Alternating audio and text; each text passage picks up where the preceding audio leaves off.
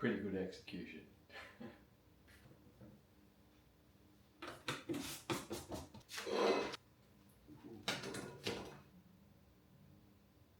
What's going on, guys, and welcome to episode 2 of this marathon prep series.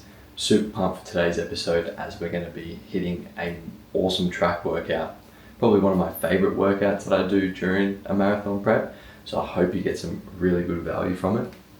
But obviously before we head off, it is early in the morning, so I've just woken up. It's important that I top up both my liver and muscle glycogen stores. So the way that I actually am doing it, and it's probably one of my favorite parts of running, is the pre-run English muffin or bagel with honey. I've run out of bagels, but with the English muffin, it's probably about 25 grams of carbs. Then I've got honey on it, that's another 20 odd grams. And then I put 1 scoop of G1M Sport with some water, so that has 20 grams of carbs, 350 milligrams of sodium. So that helps with the hydration as well as liquid carbs, so it's easy and quick to digest as well. I'm certain that this is my second favorite thing about running, just the pre-training fuel.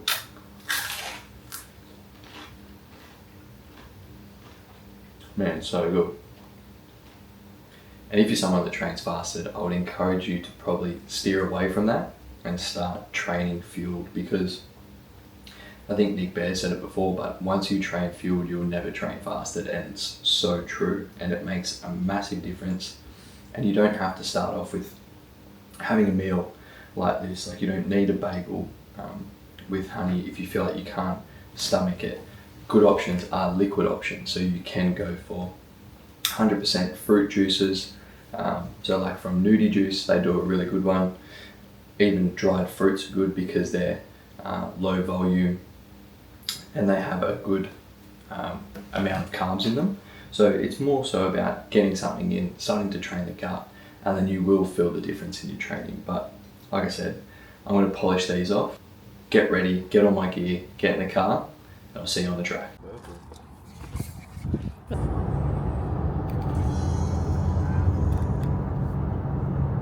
Where are we off to, baby? To the track. To the track. To the track. We're gonna go fast. No, we're going fast. Do that.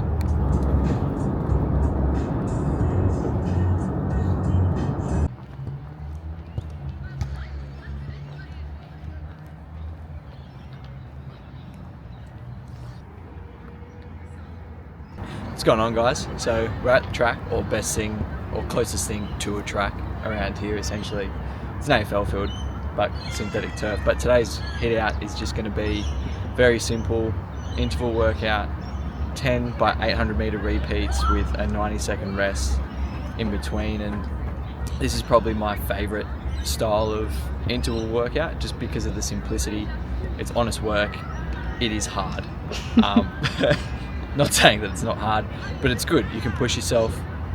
And the importance of doing these is to increase your top end aerobic speed. So yeah, that's probably the bones of it, and we'll get into it. But first off, got a 3K warm up, so I'll get stuck into that and then change my shoesies, and then we'll go from there. What shoesies have you got on at the moment? I've got my career savers on. And why do you call them career savers? Because they're just massive dad shoes.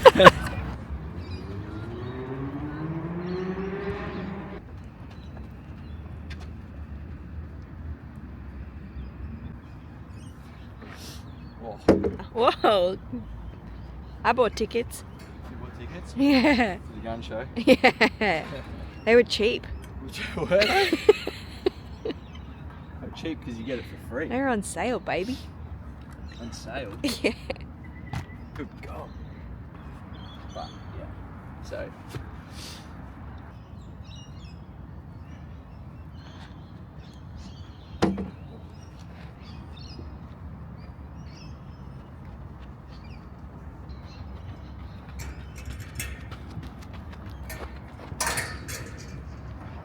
Yeah, I was on pace. I went out way too hot, like I was. Did you? I like a 3:27. It looked comfortable. Yeah, Well, it's the first one. See you in 9 10. left.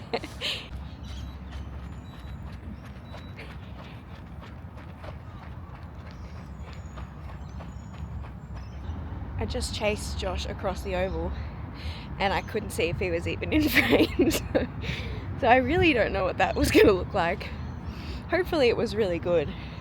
Hopefully that was just some like sick cameraman skills. But I really need a bike or something here.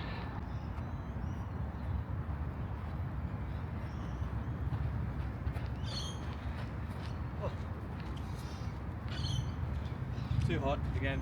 Too hot? It's alright. I'll get there. Just gotta get into a rhythm. Rather than keep pushing at that, I wanted to pull back. I've still got 8 more to go, so even though it feels good and you feel like you can do it, wait until your last few reps.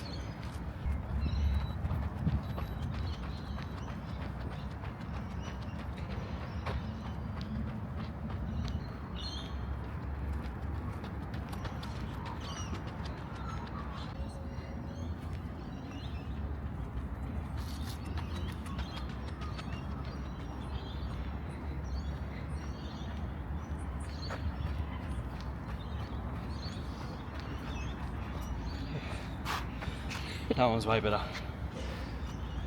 Way better. I can control that pretty much That's good. the whole time. That's 3 down, 7 to go. Not even halfway. And halfway I've got a special treat for you. Oh! Yeah, that's right. 2 more reps and a special treat.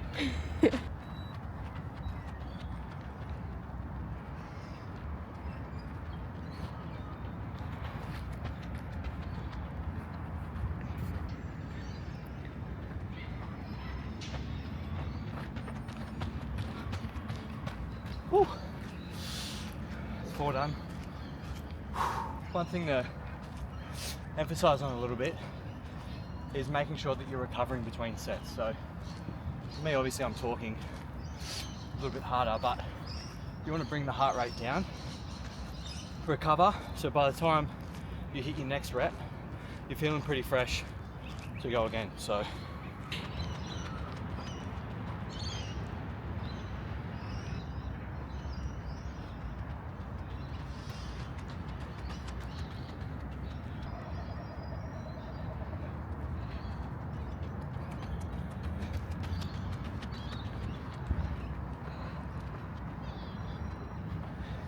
the surprise. Halfway through, go gel. Reason being, yeah, it's an interval workout, but let me suck it back real quick.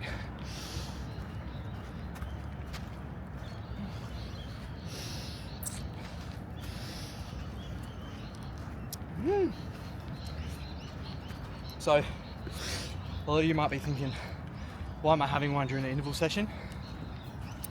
Main reason is when you're working at those higher intensities, your body uses carbohydrates as the primary fuel source.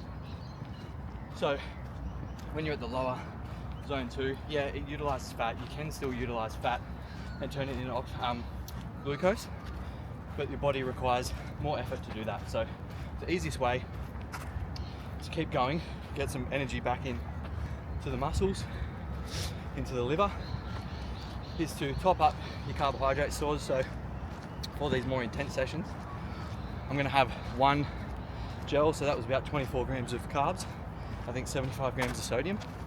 Typically I'd like to have some water with it too, but it's all the way over there. So but essentially, hope that makes sense. I'll come back.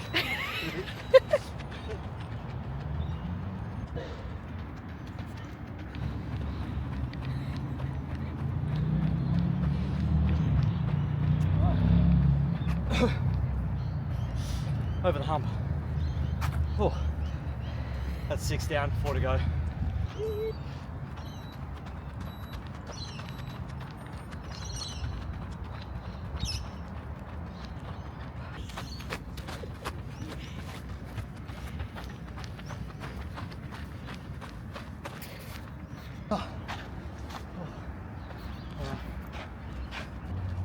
Gonna talk about something else in between next reps.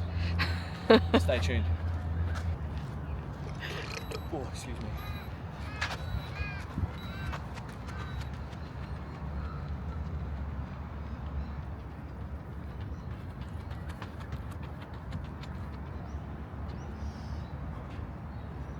So 8, 2 more reps to go.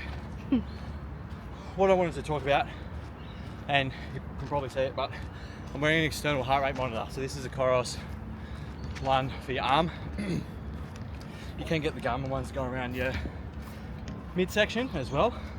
But why I'm pointing that out is because, yeah, your Garmin or Coros or whatever watch you're using has a heart rate monitor inside, but it's not super accurate due to a multitude of things like moves around, sweat, hair, everything else, arm movements. So having this, I find, gives me real accurate heart rate data. So like I looked at before, in between reps I like to see what I'm at. So now I've been resting for 57 seconds, sorry. Jeez. And I'm down to 139.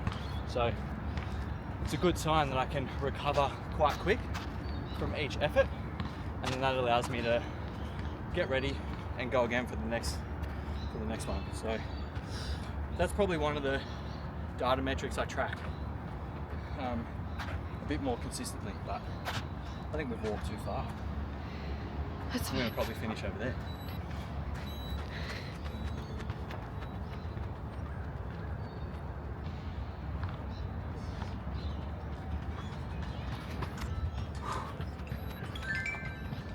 One more rep to go.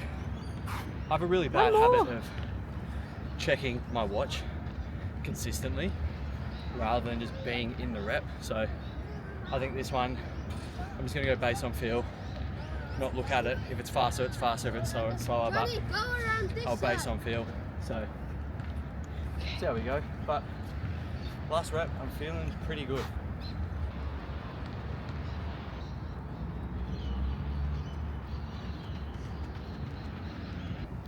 That's 10 done. Time to put the career savers back on. Hit a 3K cool down and then get stuck into some food. So I'll show you what that is. All right. Cool down? Cool down time, 3Ks, then food at the car. Good Was session. it 15? 15Ks in total. 3 warm up, 3 cool down, and then you do the math for the rest of it. So I think it's 9Ks with the walking and everything else, but really good session. I love that. It's just such a basic, very good quality speed work session that I think everyone should do and implement into their program. I just think it's a great way to see where you're at, and you can see improvement as you go along deeper in. But top end speed has definitely gotten quicker, which is good. That means 3:15 is well on the cards. Oh! I'm calling it early. Like, this is early on in the prep, but I'm Calling it? putting it out there into the universe. That's crazy. Time to go eat. So come along and see what I got.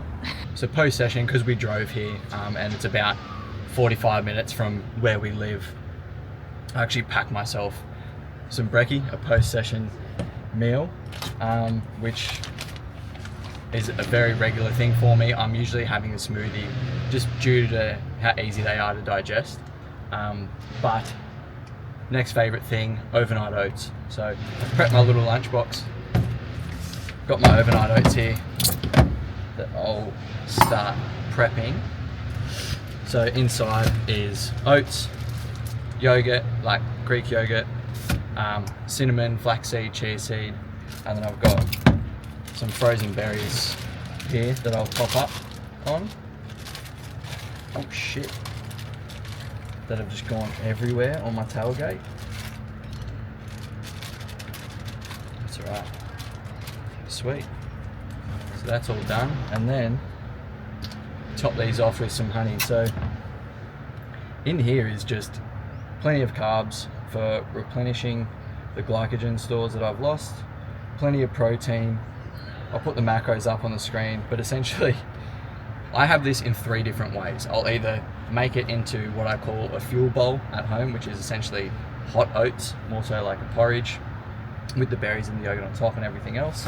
I either use the same ingredients and chuck it into a blender and turn it into a smoothie, or I have it as overnight oats.